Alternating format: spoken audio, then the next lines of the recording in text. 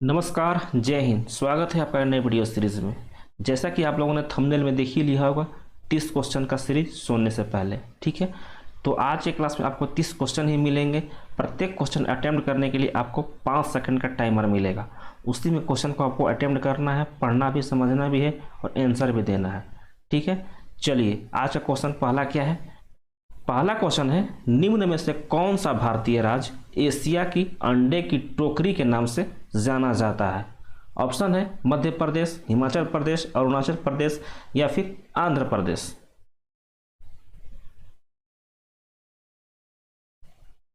तो आपका सही आंसर हो जाएगा आंध्र प्रदेश को अंडे की टोकरी के नाम से जानते हैं। मैप में देख लीजिए, ये आपका आंध्र प्रदेश है। अरुणाचल प्रदेश देखिए, यहाँ पे ये वाला आपका अरुणाचल प्रदेश है। और आपका हिमाचल प्रदेश देखिए यहाँ पे है। मध्य प्रदेश कौन सा है, ये वाला है, ठीक है। चलिए, नेक्स्ट सवाल क्या है।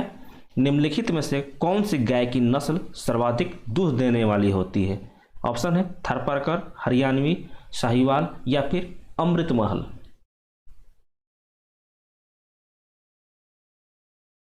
तो ऑप्शन नंबर सी साहिवाल इसका करेक्ट आंसर हो जाएगा। ये आपका साहिवाल गाय है। चलिए, नेक्स्ट सवाल क्या है।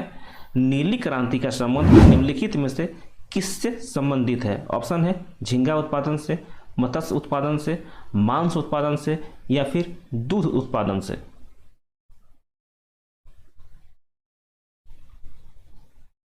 तो ऑप्शन नंबर बी मत्स्य उत्पादन से संबंधित है नीली क्रांति का। झींगा उत्पादन का संबंध गुलाबी क्रांति से है, मांस उत्पादन का संबंध लाल क्रांति से है और दूध उत्पादन का संबंध आपका श्वेत क्रांति से है। नेक्स्ट सवाल है, ऑपरेशन फ्लड किससे संबंधित है। आपका ऑप्शन है बांध निर्माण से, भीड़ को तितर बितर करने से, बाढ़ नियंत्रण से या फिर दूध उत्पादन से।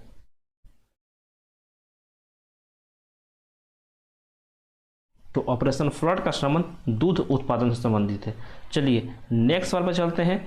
कोशिका का अध्ययन, स्टडी ऑफ सेल को निम्नलिखित में से क्या कहा जाता है। ऑप्शन है माइकोलॉजी, कॉस्मोलॉजी, साइटोलॉजी या फिर हिस्टोलॉजी।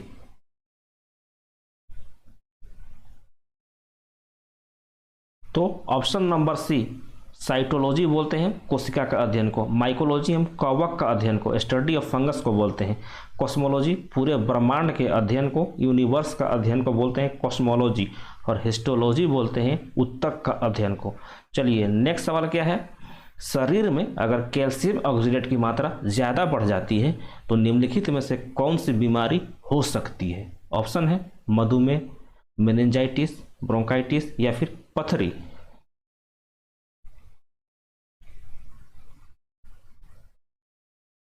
तो ऑप्शन नंबर डी पथरी हो जाएगा। मधुमेह आपका इंसुलिन की कमी के कारण होता है। मेनिंजाइटिस आपका मस्तिष्क रोग को प्रभावित करता है, मस्तिष्क रोग से संबंधित है। ब्रोंकाइटिस आपका फेफड़ा रोग से संबंधित है। चलिए, आगे क्या है। मानव शरीर में बैक्टीरिया के संक्रमण का सबसे आम इलाज क्या है। ऑप्शन है एंटीबॉडी, एंटीबायोटिक्स, एंटीजन या फिर एस्पिरिन।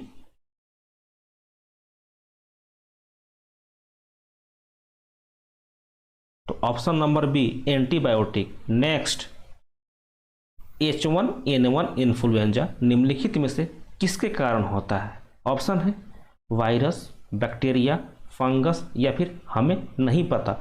हिंदी में विषाणु, जीवाणु या फिर कवक।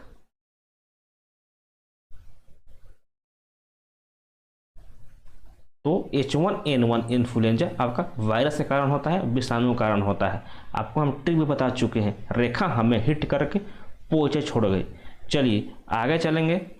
एथलीट फुट नामक बीमारी किस कारण से उत्पन्न होती है। ऑप्शन है विषाणु, जीवाणु, कवक या फिर हमें नहीं पता।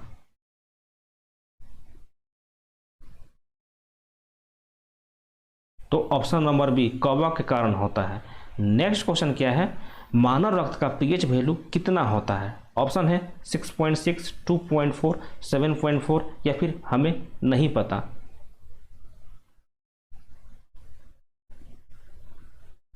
तो ब्लड का पीएच वैल्यू 7.4 होता है, दूध का पीएच वैल्यू 6.6 होता है और नींबू का पीएच वैल्यू 2.4 होता है। 2-4 गो नींबू और लटकाला चोटी में। चलिए, आगे क्या है। परमाणु बम किस सिद्धांत पे कार्य करता है।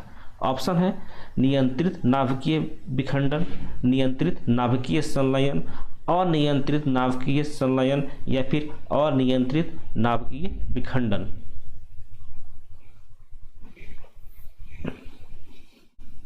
परमाणु बम आपका अनियंत्रित नाभिकीय विखंडन पे कार्य करता है। चलिए नेक्स्ट सवाल क्या है, हाइड्रोजन बम किस सिद्धांत पे कार्य करता है? आपके पास सेम ऑप्शन है, नियंत्रित नाभिकीय विखंडन, नियंत्रित नाभिकीय संलयन, अनियंत्रित नाभिकीय संलयन या फिर अनियंत्रित नाभिकीय विखंडन।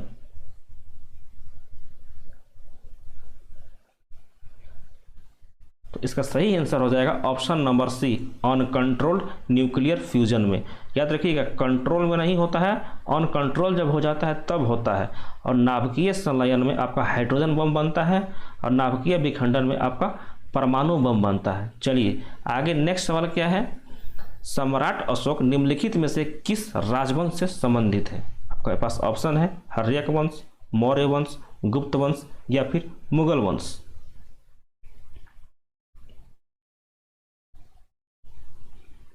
ऑप्शन नंबर बी, सम्राट अशोक मौर्य वंश से संबंधित है। नेक्स्ट क्वेश्चन क्या है, भारत का नेपोलियन के नाम से किसको जाना जाता था? ऑप्शन है, सम्राट अशोक, चंद्रगुप्त विक्रमादित्य, समुद्रगुप्त या फिर अकबर।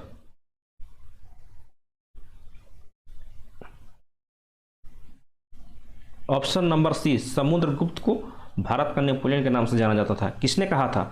विंसेंट स्मिथ ने कहा था, विंसेंट स्मिथ। नेक्स्ट क्वेश्चन क्या है, झूठ का पता लगाने के लिए निम्नलिखित में से कौन सा यंत्र का इस्तेमाल किया जाता है? ऑप्शन है, पॉलीग्राफ, सेक्सटेंट, सिस्मोग्राफ या फिर कार्डियोग्राफ।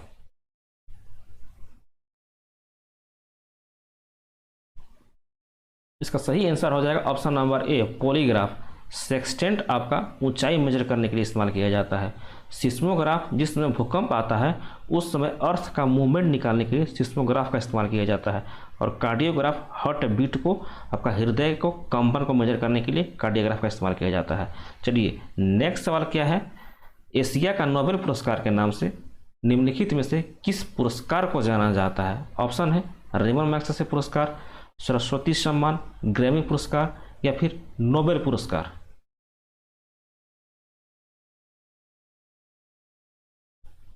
एशिया के नोबेल पुरस्कार के नाम से आपको रेमन मैग्सेसे पुरस्कार को जाना जाता है। कहाँ पे मिलता है?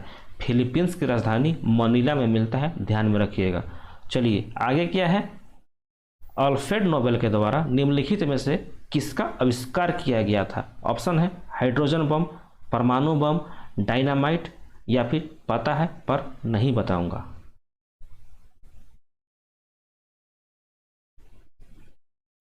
तो ऑप्शन नंबर सी, डायनामाइट का आविष्कार किया गया था अल्फ्रेड नोबेल के द्वारा। और इन्हीं के नाम पे नोबेल प्राइज मिलता है, ये भी ध्यान रखिएगा। नोबेल प्राइज कब से मिलता है? 1901 से स्टार्ट किया गया है, 6 एरियाज में मिलता है। हाइड्रोजन बम का आविष्कार किसने किया था? एडवर्ड टेलर ने किया था।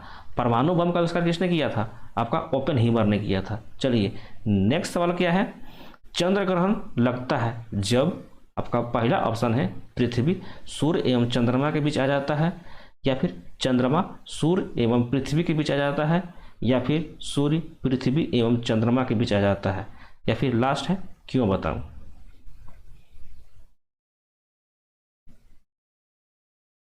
तो ऑप्शन नंबर ए, पृथ्वी आपका सूर्य एवं चंद्रमा के बीच आ जाता है। देख लीजिए, ये आपका सन है, ये आपका मून है, अब बीच में आपका अर्थ आ चुका है यहाँ पे। ठीक है, चलिए आगे चलते हैं। नेक्स्ट सवाल क्या है, चंबल नदी निम्नलिखित में से किस राज्य से होकर प्रवाह करती है? ऑप्शन है, मध्य प्रदेश एवं राजस्थान, मध्य प्रदेश एवं झारखंड, मध्य प्रदेश एवं गुजरात या फिर इनमें से कोई नहीं।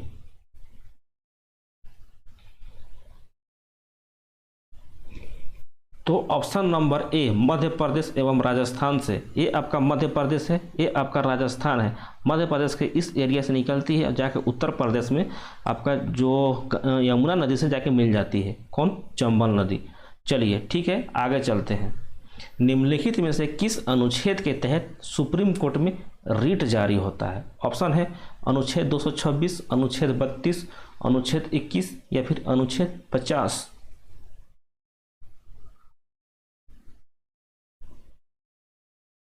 तो ऑप्शन नंबर बी अनुच्छेद 32 के तहत सुप्रीम कोर्ट में रिट जारी होता है। नेक्स्ट सवाल क्या है, निम्नलिखित में से किस अनुच्छेद के तहत हाई कोर्ट में रिट जारी होता है। ऑप्शन है अनुच्छेद 226, अनुच्छेद 32, अनुच्छेद 21 या फिर अनुच्छेद 50।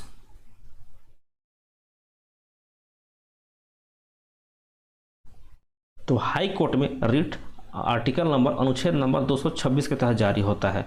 अनुच्छेद 32 बता चुके हैं, सुप्रीम कोर्ट में रिट जारी होता है। अनुच्छेद 21 किससे संबंधित है, प्राण एवं दैहिक स्वतंत्रता के बारे में अनुच्छेद 21 में बताया गया है।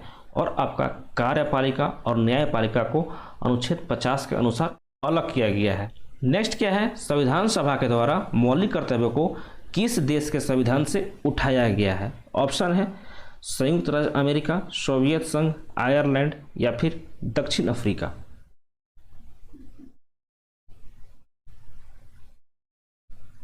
तो मौलिक कर्तव्यों को, फंडामेंटल ड्यूटीज को सोवियत संघ से उठाया गया है। अभी इसको हम उसमें यूएसएसआर बोलते थे, अभी हम उसको रसिया बोलते हैं।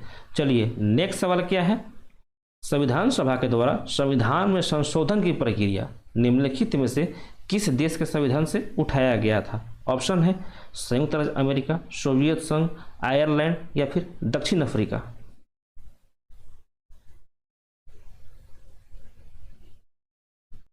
तो संविधान में संशोधन की प्रक्रिया दक्षिण अफ्रीका के संविधान से उठाया गया था। आर्टिकल नंबर अनुच्छेद नंबर 368 में आपका दिया हुआ है संविधान के संशोधन की प्रक्रिया के बारे में। चलिए नेक्स्ट सवाल क्या है, राष्ट्रपति द्वारा लोकसभा को किस अनुच्छेद के तहत भंग कर सकता है। ऑप्शन है अनुच्छेद 61, अनुच्छेद 78, अनुच्छेद 123 या फिर अनुच्छेद 143।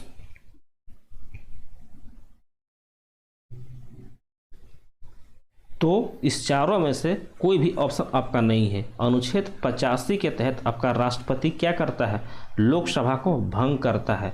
अनुच्छेद 61 के तहत राष्ट्रपति पर महाभियोग चलाया जाता है। अनुच्छेद 78 के तहत राष्ट्रपति प्रधानमंत्री से किसी काम का जानकारी के बारे में पता कर सकता है या फिर उससे पूछ सकता है। अनुच्छेद 123 के तहत राष्ट्रपति आपका अध्यादेश जारी करता है। और आर्टिकल नंबर अनुच्छेद 143 के तहत आपका जो राष्ट्रपति है सुप्रीम कोर्ट के जज से परामर्श कर सकता है। चलिए नेक्स्ट सवाल क्या है, सिंधु सभ्यता में प्रसिद्ध लोथल बंदरगाह किस राज्य में स्थित है। आपके पास ऑप्शन है राजस्थान, गुजरात, मध्य प्रदेश या फिर हरियाणा।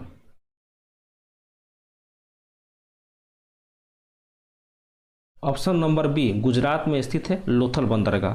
नेक्स्ट सवाल क्या है, नर्मदा नदी कहाँ से निकलती है। ऑप्शन है मानसरोवर झील से, अमरकंटक की पहाड़ी से, तिब्बत की पहाड़ी से या फिर हमें नहीं पता।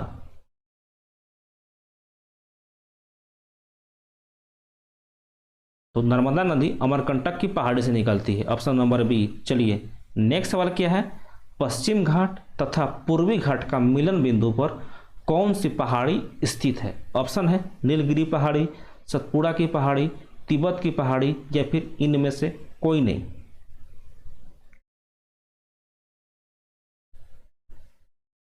ऑप्शन नंबर ए नीलगिरी की पहाड़ी स्थित है।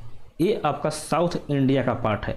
यहाँ पे आपका वेस्टर्न घाट है, पश्चिमी घाट है, ये आपका पूर्वी घाट है। जहाँ पे मिलते हैं ना उसको हम बोलते हैं कौन सा, नीलगिरी की पहाड़ी। यहाँ पे आपका मध्य प्रदेश में सतपुड़ा की पहाड़ी है, ऑप्शन नंबर बी वाला, ठीक है। अब तिब्बत की पहाड़ी तिब्बत में ही स्थित है। जो नीलगिरी की पहाड़ी है इसका सबसे ऊंचा शिखर का नाम क्या है और सतपुड़ा का सबसे ऊंचा शिखर का नाम क्या है, दोनों को आप बताइए।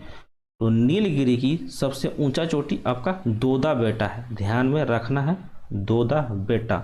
और सतपुड़ा का सबसे ऊंचा चोटी है धूपगढ़, धूपगढ़। चलिए आगे चलते हैं हम। नेक्स्ट सवाल क्या है और आज का लास्ट सवाल, अभिज्ञान शाकुंतलम का लेखक निम्नलिखित में से कौन है। ऑप्शन है बाणभट्ट, नागसेन, कालिदास या फिर बीरबल।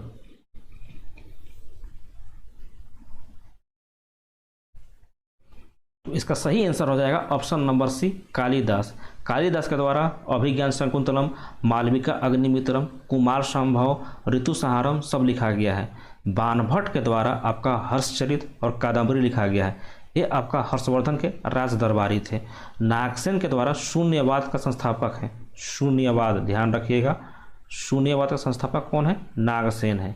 बीरबल का आपका मूल नाम क्या था? महेश दास था। ध्यान में रखना है, पूछता है महेश दास। ये आपका अकबर के दरबार में रहते थे बीरबल। चलिए, आज का क्लास आपको कैसा लगा कमेंट बॉक्स में टपका दीजिएगा, ठीक है। चलिए, बिना देरी किए हुए आज का सेशन को हम समाप्त कर देते हैं, क्योंकि 15 मिनट के अंदर ही हमको वीडियो समाप्त करना है। चलिए, अपना ध्यान रखिएगा, मिलते हैं आपसे हम कल। जय हिंद, जय भारत।